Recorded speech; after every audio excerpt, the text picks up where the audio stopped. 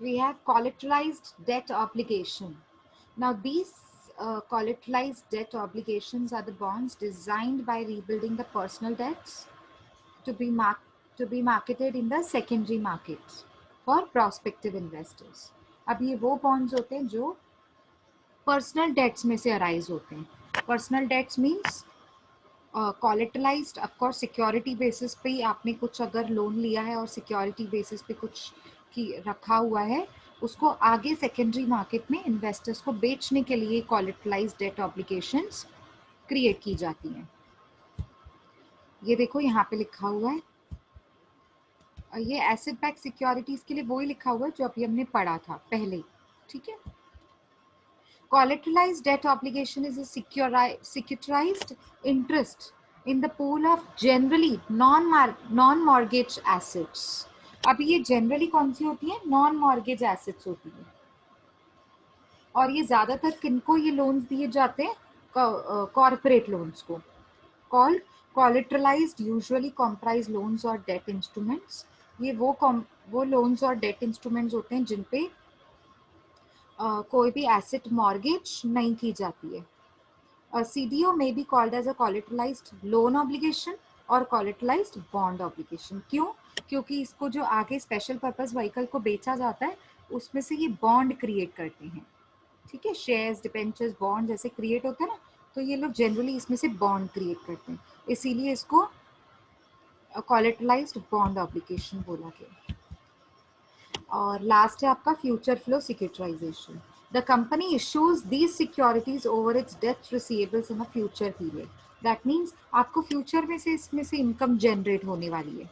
ये लोन्स कुछ ऐसे हैं जो मे बी आफ्टर 5 years. अभी देखो एजुकेशनल लोन कैसे होता है, 2 years या 5 years के लिए आप रखो, और जब आप अर्न करना स्टार्ट करोगे ना 5 years के बाद, तब आप मुझे रीपे करना स्टार्ट करना.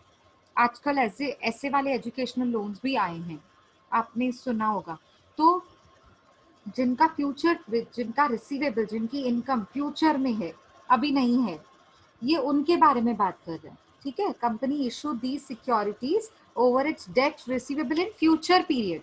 दैट मीन्स कुछ रिसीवेबल्स, कुछ लोन्स ऐसे होते हैं जिनकी इनकम मुझे फ्यूचर में मिलेगी, अभी नहीं.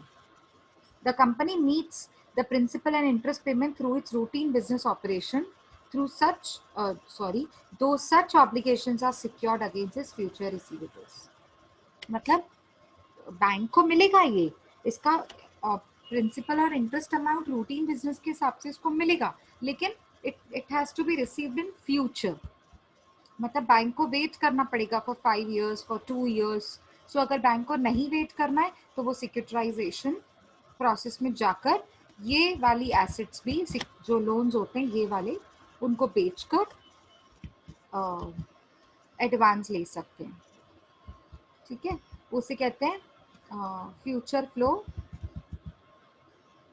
Securitisation. Okay. Advantages.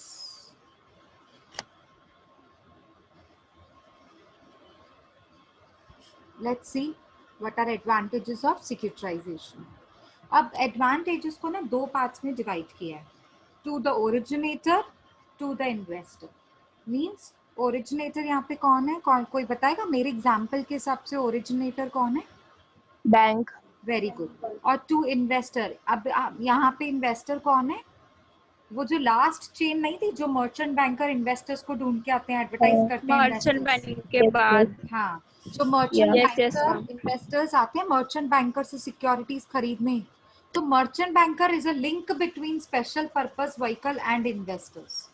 Because special purpose vehicle उनको सर्टिफिकेट्स बनाकर देती है मर्चेंट बैंकर को, and merchant banker is responsible to search the investors, to advertise these type of securities to the investors, and motivate investors to invest in such kind of securities. Okay. तो ये मैं उन investors की बात कर रही हूँ जो बिल्कुल लास्ट चेन की बिल्कुल लास्ट सीक्वेंस में आते हैं. ठीक है. आते हैं सबसे पहले ओरिजिनेटर पे. उनके लिए एडवांटेजेस क्या है अगर वो सिक्योरिटाइजेशन प्रोसेस में जाते हैं? तो unblocks the capital. Unblocks the capital means ये देखो इनकी एक एक की एक्सप्लेनेशन भी लिखी हुई है. है ना. Unblocks the capital means originator can recover the amount loan before the prescribed period. Before the prescribed period means the loan amount is for 5 years. Now 5 years you will have to wait to recover the full amount of loan. But if you go under securitization process, you will not have to wait for all the long 5 years. Okay, altogether you can receive lump sum amount from the institution that is going to purchase your loans, your mortgage securities, assets, etc. And they will give you lump sum amount of loan. And that institution is known as special purpose vehicle. Therefore, it unblocks the capital. The capital which was block, now it will be unblocked. Okay. Next, provides liquidity. All the explanation is given. Huh? Dekho, provides liquidity means because illiquid assets are now converted into liquid assets. Therefore, those liquid assets can be sold in the market, in the secondary market. And therefore, it provides cash. It overcomes the problem of, it helps us overcome the problem of cash shortage. Therefore, it provides liquidity. Next, lowers funding cost. Funding cost कम हो जाता है. देखो बीबी great companies होती हैं जो can benefit by availing AA rated. If AA rated cash flows अगर उनके पास आएंगे तो बहुत सारी कंपनीज होती है देखो जो एक दूसरे से हेल्प लेती है सिक्योरिटाइजेशन में. तो बी रेटेड कंपनीज हैं, अगर वो भी सिक्योरिटाइजेशन में जाएंगी तो उनके पास भी कैश जनरेट होगा. अच्छा, कैश जनरेट होगा तो ज्यादा लोन्स दे सकती हैं वो बैंक्स भी. ज्यादा लोन्स देंगी तो ज्यादा इनकम जनरेट होगी. तो ज्यादा इनकम जनरेट होगी, बैलेंस शीट की पोजीशन अच्छी हो जाएगी, फाइनेंशियल स्टेटस अच्छा हो जाएगा. तो फाइनेंशियल स्टेटस अच्छा होने की वजह से आप बी रेटेड से ए रेटेड में भी आ सकते हैं, है ना. तो इसकी जो फंडिंग कॉस्ट है ना वो बहुत कम है, लोअर है. मतलब बी रेटेड कंपनीज भी इन्हें बहुत इजीली क्या कह सकते हैं, ऑप्ट कर सकते हैं सिक्योरिटाइजेशन प्रोसेस को. रिस्क मैनेजमेंट, अब ये भी एडवांटेज है किसके लिए, बैंक्स के लिए, ओरिजिनेटर्स के लिए. Financial institution lending the funds can transfer the risk of bad debts by securitization its receivables. मतलब आप के सर पे था ना पहले, तो सारे बैड डेट्स आप उठाने वाले थे अगर होंगे भी. तो अगर कोई कस्टमर बैड डेट कर रहा है, नुकसान कर रहा है आपका, तो अब अगर सिक्योरिटाइजेशन कर लिया तो आपके सर से तो निकल गया ना बैड डेट्स का बर्डन. अब वो तो स्पेशल पर्पस व्हीकल के पास ट्रांसफर हो गया पूरा burden. So the transfer of the risk of the bad debts through securitization is possible. Okay, so risk can be managed if you undergo the process of securitization. Overcoming profit uncertainty, ये सारी points ही हैं जो मैंने यहाँ पे chart में लिखी हैं. ये देखो, overcoming profit uncertainty. अब देखो, जब आप सिक्योरिटाइजेशन में नहीं जा रहे हैं तो आपको धीरे धीरे इंस्टॉलमेंट्स में प्रिंसिपल अमाउंट, इंटरेस्ट रिकवर करना होता है. अब इक्वली उतना ही चांस भी होता है कि कस्टमर ना पे करे, बैड डेट्स भी हो जाए. तो लॉन्ग रन में तो डाउटफुल भी तो है ना कि रिकवरी नहीं भी हो सकती है. मतलब मेरे प्रॉफिट का नुकसान ना हो जाए, मेरे प्रॉफिटेबिलिटी का लॉस ना होना चाहिए. इस वजह से मैं सिक्योरिटाइजेशन के प्रोसेस में जाती हूँ, so that I avoid my future losses.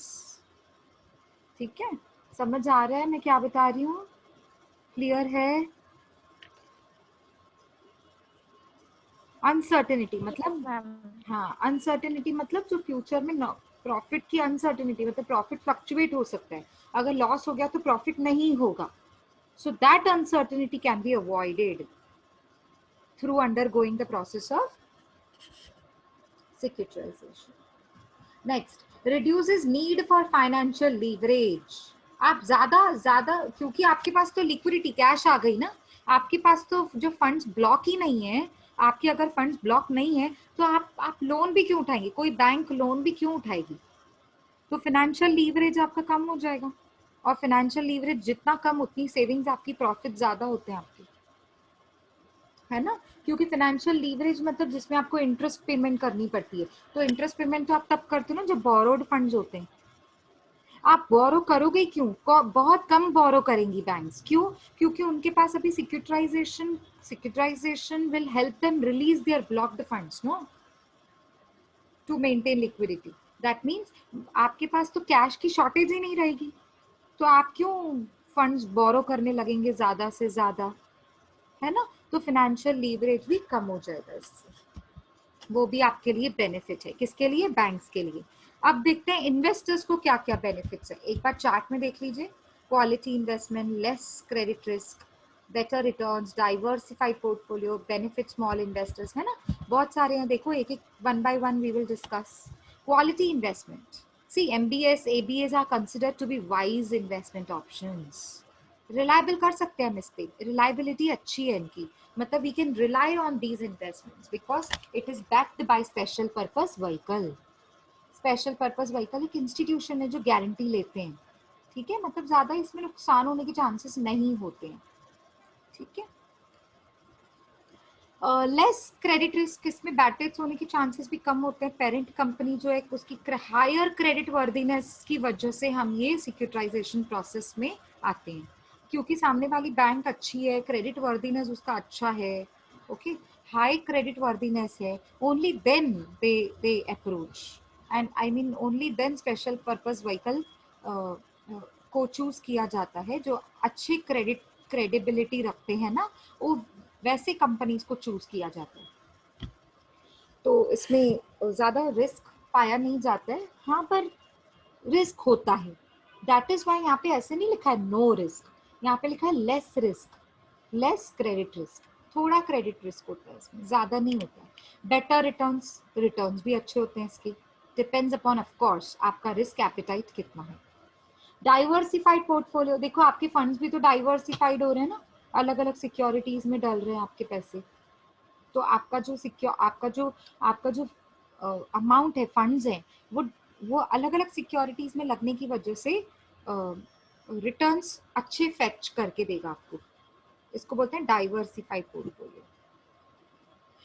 Next है आपका benefit small investors. Small investors के लिए अच्छा है ये, क्यों? क्योंकि मिनिमम कैपिटल यूज करना पड़ेगा ना, इसमें मिनिमम कैपिटल इन्वेस्ट करना पड़ता है, बहुत मिनिमम 50,000 पे, 1 लाख से भी शुरुआत कर सकते हैं, ठीक है, इन्वेस्ट करने के लिए। ओके, ये वापस रिपीट हो रहा है, आपके लिए ये आप रीड कीजिएगा, ये अलग से दिए हुए थे, ये मुझे ज्यादा अच्छा लगा तो ये मैंने पहले डाला है। Advantages of securitization to the originator to the investors, अब ये कॉमन दिए हुए हैं, ये 6 पॉइंट्स है ना, कॉमन है कि ये सबके लिए बेनिफिट है, ठीक, तो आप इससे टाइम निकाल कर रीड कर लीजिएगा। ओके, अब ये क्या दिया हुआ है, ये भी बेनिफिट्स ही है, पर इसके ऊपर यहाँ पे देखो क्या लिखा हुआ है, ऐसा क्वेश्चन आ सकता है, explain the benefits of securitization for economies and financial markets. अब सिक्योरिटाइजेशन क्या इन्वॉल्व करता है? It involves transferring ownership of assets from original owners to the special legal entity. Special legal entity mean special purpose vehicle.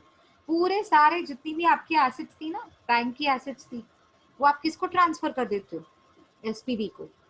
And this asset are then issued in the form of securities to the investors who then earn interest amounts, है ना, उनको भी तो interest मिलता है उसके ऊपर। अब इनके बेनिफिट्स क्या क्या है? Allow investors to have more legal claims on the loans and portfolios receivables, मतलब इन्वेस्टर्स को भी ऑप्शन है कि आप ये लोन्स का क्लेम ले सकते हैं, है ना, क्योंकि आपने इन्वेस्टमेंट करी हुई है ना, तो आपको पूरा राइट है इसमें कि जो लोन्स की पेमेंट हो रही है वो आप रिसीव करें, ठीक है, जिसमें आपके पास इनकम जनरेट जो होती है वो यहीं से ही तो होती है। स्पेशल पर्पस व्हीकल जो आपको पे करेगा वो यहीं से ही तो करेगा, इंटरेस्ट पेमेंट सिक्योरिटीज में, और ये वही सिक्योरिटीज हैं जो मॉर्गेज बैक सिक्योरिटीज, मतलब जो एसेट्स ऑलरेडी लोगों की एसेट्स गिरवी रखी हुई है, उन्हीं में से तो ये सिक्योरिटीज आ रही हैं जिनमें आप इन्वेस्ट कर रहे हैं, तो उसी में से ही आपको रिटर्न्स मिलेंगे ना। Investors can access securities matching their risk, returns, maturity needs, मतलब जरूरी नहीं है आप जो हम बताएंगे वैसे उतने पीरियड के लिए इन्वेस्ट करना पड़ेगा, नहीं, it is tailor made, it is customized, मतलब कस्टमर के risk, returns and maturity needs के हिसाब से आप सिक्योरिटीज बेच सकते हैं, आपको ये देखना है कि आपके इन्वेस्टर्स का रिस्क रिटर्न कितना है, मैच्योरिटी नीड्स, 3 साल की सिक्योरिटी खरीदनी है कि 5 साल के लिए खरीदना है कि 10 साल के लिए खरीदना है। तो हर टाइप ऑफ सिक्योरिटी यहाँ पे अवेलेबल है आपके लिए। Allows for creation of trade securities with better liquidity, मतलब आपको जो ये ट्रेड सिक्योरिटीज दी जाती है ना, ये आपको लिक्विडिटी प्रोवाइड करती है, मतलब कैश इनफ्लो प्रोवाइड करते हैं, कैश की कभी शॉर्टेज नहीं होती है, इसका ये बेनिफिट है। Can help government privatise public assets, अब गवर्नमेंट के पास भी जो पब्लिक एसेट्स हैं उनको प्राइवेटाइज करने में हेल्प हो जाएगी, उनको भी सिक्योरिटाइजेशन प्रोसेस से, है ना, वो भी वो एसेट्स को सिक्योरिटाइज करवा देंगे ना। गवर्नमेंट के पास जो एसेट्स पड़ी हैं पब्लिक एसेट्स, वो सिक्योरिटाइजेशन प्रोसेस में जाएंगी तो वो भी प्राइवेटाइज हो जाएंगी, ठीक है, उनमें से भी गवर्नमेंट को इनकम फेच हो सकता है। तो ये सारे बेनिफिट्स हमने डिस्कस किए। अभी लेट मी सी, ये डिसएडवांटेजेस हैं, then issues, difference between securitization and factoring, this is third part, features, this is fourth part, done. So all these 4 parts we will do tomorrow. We have tomorrow lecture? Yes, ma'am. हाँ, तो फिर कल कर सकते हैं ना अपन, ठीक है, कल करते हैं, Yes. ठीक है। 4 ही हेडिंग्स रही हुई हैं, disadvantages, issues, features and difference between securitization and factoring, ये हम कल करेंगे, तो हमारा चैप्टर वाइंड अप हो जाएगा, दिवाली वेकेशन से पहले वाइंड अप होगा, चलो, है ना, ठीक है, चलो हम कल कंटिन्यू करते हैं, उसके पहले प्लीज आप जरूर रिवाइज करके रखिए, अगर कुछ डाउट्स होंगे तो हम कल डिस्कस कर सकते हैं, ओके, चलो, should I Okay, wind up, ma'am. हाँ जी, वाइंड अप करूं lecture, Yes, ma'am. Okay okay Yes, ma'am. Okay, bye everybody, take care. Bye, ma'am. Same to you.